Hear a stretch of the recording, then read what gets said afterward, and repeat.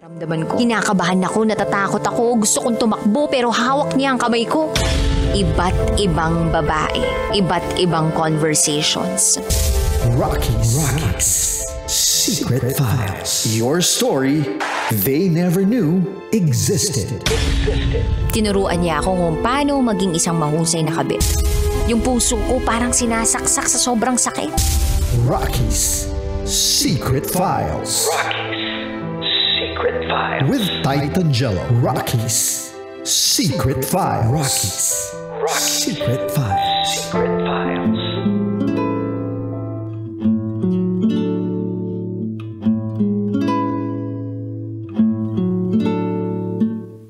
And we're back. Kasama niyo pa rin si DJ Rocky. And Titan Jello. And this is Kiara's Secret Files. Si Kiara at the age of 19, meron ng 10 body count. And when we say body count, ito yung bilang ng taong naka-bembangan niya. Oh, bembang, bem-bem-beng. Hey. Bem-bem-beng. Beng-beng-beng.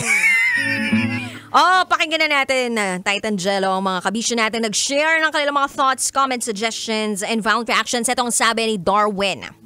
Kiara, naging malaking epekto sa iyo na nagiging people pleaser ka. At yan ang epekto na 10 lalaki ang dumaan sa buhay mo, including your boy best friend. Lagi ka kasing pumapayag sa request nila. Kaya, ayan, hindi ka tumatanggi at yan ang naramdaman mo sa sarili mo. Eto pa sabi ni JP, para sa ating sender, bahala ka sa buhay mo. Puro hindi nag-work. Tapos sasabihin mo, baka mag-work. Tapos sasabihin mo pa, date to marry ka. Ikaw ang may mali. Naka-10 lalaki ka. Bago mo ma-assess yan sa sarili mo. Date to marry ka dyan. TANGA ka lang, sender. Yun lamang po. Good evening, DJ Rocky and DJ Titan Jello. Happy Tuesday. Ingat po from Tambay Love. Eto pa sabi ni Kuya Jobert. Hi, DJ Rocky and DJ Jello. Speaking of loyal, pinagmamalaki ko ang tropang Bulacan Overdrive Grab drivers, lalo na si Boss Ronel de la Cruz, Calderon at Leo Gacer. Ang tawag sa amin sa Mindanao ng ganyang klaseng babae ay homok og ilong. Alam mo ibig sabihin nun? Homo og ilong? Homok og ilong. Hindi ko rin alam eh. Homok og ilong. Seryoso po dapat baguhin niya ang paniniwala niya. Puro baka mag-work. The best na gagawin niya, respetuhin at mahalin ang sarili bago ang iba. Salamat po, DJ Rocky from Kuya Jobert. At pa sabi ni Robert, hayaan mo na siya. Ginawa lang libangan o pampalipas ng taong yan. And yung iba pang mga lalaking duman sa buhay mo, pinaasa ka lang. Lubayan mo na lang sila, tugunan mo na lang ang sarili mong pangangailangan at malay mo may isang tao na maghabol sa atensyon mo. Eto pa sabi ni Charles, ang bata mo pa para makatsene sa 10 lalaki. Girl, alam mo maging aware ka sa ginawa mo. Grabe yung 10 lalaki, ha? That's insane. Sana itigil mo na yan. Eto pa sabi ni Steven, sana all, marami ang nabembang. Ano kayang pakiramdam ni ate? Shoutout po kay Angelo, Edgar Bailon, and kay Matt. Yun lamang po. Maraming salamat, DJ Rocky. Ito pa sabi ni Alfred Marcelino. Good evening, DJ Rocky and DJ Titan Jello. Nakikinig po ako from Palasan, Valenzuela City. Grabe, kung ako ang may anak dyan kay Kiara, kukutusan ko yan ng matindi nang sa gayon ay magtanda. Sana ma-realize niya ang value ng kanyang sarili at makinig sa sinasabi ng kanyang magulang. Yun lamang po. Salamat, DJ Rocky and DJ Jello. Ang dami pang nag-comment sa ating Secret File for tonight, Titan Jello. At halos lahat naman sila sinasabi na focus ka na lang sa sarili mo. Self-love talaga. Yun talaga yung solusyon dito. Oo. Respetuhin mo yung sarili mo, mahalin mo yung sarili mo, alamin mo yung mga pagkakamali mo. Huwag ka magmadali. Yun lang yun eh. Alam mo, short but meaningful lahat ng mga sinabi mo. Legit yun. And dagdag ko na lang dun, no? Itigil natin yung mindset na baka mag-work. Lalong-lalo na kung hindi mo pa naman talaga tuluyang nakakasama o hindi mo madalas nakakasama yung isang tao. Hindi mo madalas nakakausap at hindi sapat na 2 linggo magkausap kayo, magkasama kayo o pinangakuan ka. Hindi sapat yun eh. Dapat talaga maging matalino ka din sa pagpili ng taong sasamahan. Tama. At the same time, yun nga, magkaroon ka ng criteria para doon ka magbabase. Kasi, alam mo, may mga babae din talaga na hindi ko talaga din magets eh. Bakit mas matagal silang mamili ng sapatos sa loob ng mall kaysa mamili ng lalaking papapasukin nila sa buhay nila? Sana kung gaano tayo kakritiko pagdating sa pagpili ng sapatos, damit na isusuot. Kasi normally ang babae, dude, pag meron kaming gustong bagay, like for example, bag, hindi namin agad bibilhin yan eh. Ilang beses pa naming dadaanan yung store kung ito ba talagang gusto namin. Or minsan, lilibutin pa namin yung buong mall. Or hahanap pa kami sa iba't ibang klaseng mall para lang makita yung pinaka-fit para sa amin. Yes. Kung ano yung talagang magsispeak ng character namin, kung ano yung pasok sa presyo, kung ano talaga yung pasok sa banga sa amin. Fit na fit para sa amin. Yun, parang mas matagal pa yun eh. Pero yung pagpili at pagpapasok ng tao sa buhay mo, parang ang dali-dali. So, sana ganun. Bakit? Kasi walang matalino sa pag-ibig, walang maarte sa pag-ibig. Lahat na ibibigay mo at binababa mo ang lahat. Lalo na pag nagustuhan mo yung tao. And that's the reality. Minsan, di ba, may mga bagay tayo na kapag nagustuhan natin yung isang tao, hindi ko naman to ginagawa dahil mahal ko siya, ginawa ko na. Kumbaga hindi mo siya ginagawa dati, pero ginawa mo dahil alam mo mahal mo yung tao. Yes. Yung kusa lang at natural lang na nagfo-flow sa'yo. Yes. Pero alam mo, dito sa sender natin, dito kay Kiara, hindi naman talaga siya nagmamahal eh. Namubuhay siya doon sa baka mag-work. Or although may sinabi siya doon na parang na in love siya. Ako ang naiisip ko dito, meron kasi tayong iniisip na idea of love natin eh. But that is not the reality of love. Mm-mm. Ako naniniwala ako na, oo, may kanya-kanya tayong definition of pag-ibig. Yes. Pero we have to really know or decipher whether or not this feeling that we have is the real love. Kasi meron tayong tinatawag na pirated version of love. Alam mo yung pirated version of love? Paano yan? Ito yung pinaniniwala ka ng feelings mo o emotions mo na pag-ibig yung nararamdaman mo. Well, in fact, it's just infatuation or lust. Ganda. That is pirated version of love. And yung mga kabataan ngayon nafo-fall sa ganung trap na iniisip nila they are in love, but in reality, it is not love but lust.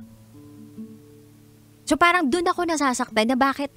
Well, hindi ko rin naman masisisi kasi bata ka pa eh. And kapag bata ka pa, ang dami natin talagang pagkakamaling nagagawa. Mapusok ka masyado. At dyan papasok yung triple eyes. Alam mo yung eyes? Hindi mata ha? Oo. Ano yung eye? Hindi ko alam. Hindi ka Eye catcher lang alam ko eh. Hindi. Meron Dream catcher. Ganun. mga eye. Ano yun? Immaturity. Yan. Irresponsibility. Yan. Totoo yan. And, masakit man tong Arrogant.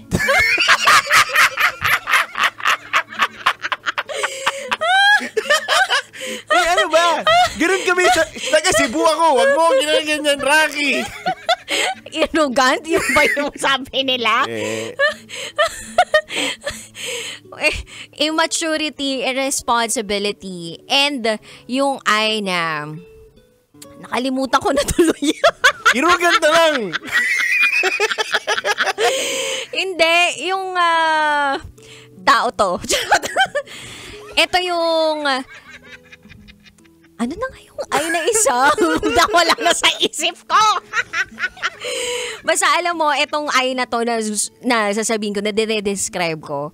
Ito yung nafo-fall ka into a trap na binibigay mo yung sarili mo.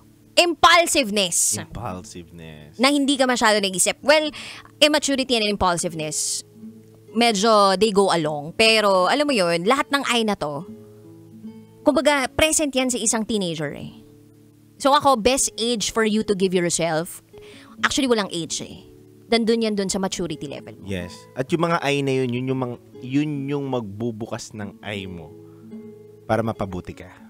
Ay, ang galing mo dun. Irugan kasi yun. Oo. Ito yung Diba? magbubukas ng eyes. Yung mga eye na yun yung magbubukas ng eyes mo para mapunta ka dun sa tama at hindi ka mapunta sa mali na mga bagay. So, sana matuto din. And anong message natin para sa mga magulang who are actually dealing with these kinds of kids na hindi nila alam, Yes. aware or Yes. hindi aware or aware, but hindi ko sure. So, ikaw, anong masasabi mo sa mga magulang na mayroong ganitong klaseng anak? Para sa akin, sa mga magulang dyan na sobrang higpit, hindi rin naman sapat at tama na sobrang higpit mo din. Diba? Kailangan balanse ka din bilang magulang. Oo naman. Bilang magulang, hindi lang puro bawal ganito, bawal yung ganyan. Kasi kahit ano naman pigil mo, hindi mo mapipigilan kung yung bata ay gagawa ng kalokohan. Maiisan at maiisan ka niyan. Pero, may sikreto dyan. Barkadahin mo o kaibiganin mo yung anak mo para mas maging open sa'yo. Barkadahin mo. Kapag naging kaibigan mo kasi yung anak mo, makikilala mo kung sino yung mga kasama niya. So, dun mo malalaman at masasala ano yung pwedeng patunguan. Iba yung na-imagine ko, nagiinuman kayo magbabarkada, sumali yung magulang mo. Sumali ako. Nagustuhan ko yung kaklase niya. Hindi. Titan Jello! Teka lang naman. Grabe Seryoso naman. na ako eh. Nandun na ako sa sagiging seryoso. May interest ka palang magulang ka dun Teka sa lang naman. sa kaklase ng anak mo. Hirap mo maging tatay. Ano? Di ba? Hindi, sa totoo lang, para sa akin, Rax, kung bilang magulang dapat maging marunong ka sa paano mo i-handle yung anak mo. Hindi lang puro higpit, hindi lang naman puro luwag, kundi may communication kayo at kilala mo kung sino yung mga nakakasama niya. Para alam mo kung ano yung nagiging buhay niya sa labas. At ano yung pwedeng maturo ng mga yun. Oo. Bilang tatay, ako ganun na. Bilang nanay, kunwari, ikaw, kung ikaw magkakaanak ka na, babae man o lalaki, paano mo i-handle, Ra? Actually, natatakot ako na parang matuturo ko kaya sa kanya yung tamang values na gusto kong i-instill sa kanya. Kasi feeling ko, at a very young age, nandyan na namumold sa kanyang disiplina eh. Ito yung magiging pundasyon niya para maging prinsipyo niya kapag siya'y tumanda na. So, yung values formation, I think for me, nagsisimula talaga siya sa bata pa lang eh. So, bubuksan ko talaga yung way of communication and tatanungin ko siya. So, for example, may anak ako. Tatanungin ko siya kung bakit niya ginawa. For example, nalalaman ko nagkamali siya o bakit kaibigan niya yung mga kaibigan niya ngayon.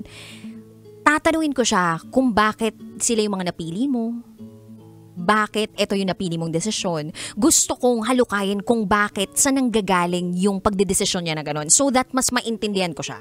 Kasi di ba normally yung mga magulang kapag nalaman nila na nagkamali yung anak nila, magre-react agad dun sa pagkakamali ng anak. Yes, totoo. Without asking why did they get to that point or bakit sila nag-decide na yun yung maging choice nila sa buhay. So, para sa akin, napakahalaga na tanungin mo muna kung bakit. Tapos, tsaka ka na magalit. Tsaka ka na magbigay ng payo. Tsaka mo na sila i-guide sa tamang direksyon. So, may mga pagkakataon kasi na magulang lang yung laging nagsasalita. So, I want this to become a two-way na hindi lang ako yung magiging talker. Siya din, talker siya. So that, yun nga, tama, barkada. Barkada ko siya, kaibigan ko siya, na lahat pwede niyang sabihin sa akin. Nang madali lang. Oo, na hindi siya dapat mahirapan, na hindi siya dapat hindi komportable. Dapat komportable. And if there are people in this world na dapat maging komportable siya, sa amin yun ang tatay niya. Ganda. Feeling ko ganun. And dun nga ako nag-worry eh. And dun ako na-sad. Kasi at 19 years old, parang you are so lost. Na parang, inayan ba na ito ng mga magulang na lumabas, pumarty ng pumarty, makipagkita sa kung sino-sino, hindi umuwi ng bahay. Kasi ako, kung meron akong anak tas nag-aaral pa siya, at 19 years old, ang gagawin ko sa kanya, Tapusin mo na yung pag-aaral mo, tapos tsaka ka na mag-overnight sa labas. Ako, dude, 18 years old, hindi ako pinapayagan ng magulang ko na mag-overnight sa ibang bahay. At kapag umattend ako ng debut, dude, alam mo, lagi ako may chaperone. Yung tatay ko nag-aantay sa labas ng debut. O party. Pero meron akong isang beses na nakapuslit ako. Pero hindi siya magandang feeling para sa akin. Kasi iniisip ko noon, what if may mangyari sa akin mali? What if may mangyari sa akin masama? Eh di, masasaktan yung magulang ko. Hindi lang sila masasaktan, kundi madidisappoint pa sila na nagsinungaling ako sa kanila. Kumbaga masakit na nga yung mangyayari sa akin. For example, na-aksidente ako. Tapos nalaman pa nila nagsinungaling ako. So double na yun, nasakit na mararamdaman nila. Bakit ako naglihim sa kanila? Well, in fact, gusto rin naman nila maging open ako sa kanila. Pero I think best talaga na maging open ka din as a magulang dun sa anak ninyo. Yun. Yun lang. I think lahat ng to avoidable kung nandun yung open communication between the parents and the children. Hindi natin generalize sa mga magulang na yes, may kanya-kanyang pagpapalaki yan. Oo, na may pagkukulang ka. Hindi naman sa Wala. ganon. It's just that siguro mas madagdagan pa sana yung openness and guidance sa mga ganitong klaseng utaw. Although nasa legal age siya. Pero nagsimula kasi siya 16. Diba? May gusto ko sabihin doon sa 16? Kailan ang edad ba dapat nag-start? Nakalimot na nga ako eh. Ay! Nagka-amnesia yan? Sa totoo lang, kapag mag-i-start, yun nga, kanina ko pa ito sinasabi. Depende sa'yo kung 18 years old ka o nakapagtapos ka na. Depende yan sa'yo. Kung saan ka, kung tingin mo, 18 years old ka, kolehiyo ka ngayon, at yun ang magbibigay sa inspirasyon para mapagbuti mo yung pag-aaral mo, pero alam mo yung limitation mo, go! Mm-hmm. Diba? Basta alam mo yung limitasyon mo, hindi yung nagbibilang ka na parang tropeyo yung mga... Diba? Hindi maganda. Yeah. Kasi at the end of the day, ang pinaka-apektado ikaw. Kung magkasakit ka, ikaw din. Lalo na babae ka. At hindi ka lang babae lang. Oo. Babae ka na may halaga. Babae ka na may halaga. Yes, dyan lumalabas sa puwerta. Ang bata. Diba? At darating yung point na magiging magulang ka din, ate. Diba? Kung nakikinig ka sa amin ngayon, darating din yung point na magiging magulang ka at magkakaanak ka. Ang pangit naman kung magkakaroon ka ng anak at makikita mo yung anak mo na gano'n na ginagawa katulad mo, diba? Kaya ngayon pa lang, bago ka magkaanak, ayusin mo na yung sarili mo. Tama. You are the best role model para sa anak mo. Para sa magiging anak mo. But before that, mag-aral ka muna ng maigi. Huwag magmadali, sabi nga ni Titan Jello. Ayan. So anyway, sa mga kabisyo natin na gusto mag-share na kanilang secrets, share to us. Raketera@gmail.com. BRB as in Bathroom Break. Kasama pa rin si DJ Rocky. At DJ Titan Jello. Dito lang yan sa 90.7 Love Radio. Kailangan pa bang i-memorize yan? Basic. This is Kiara's Secret 5.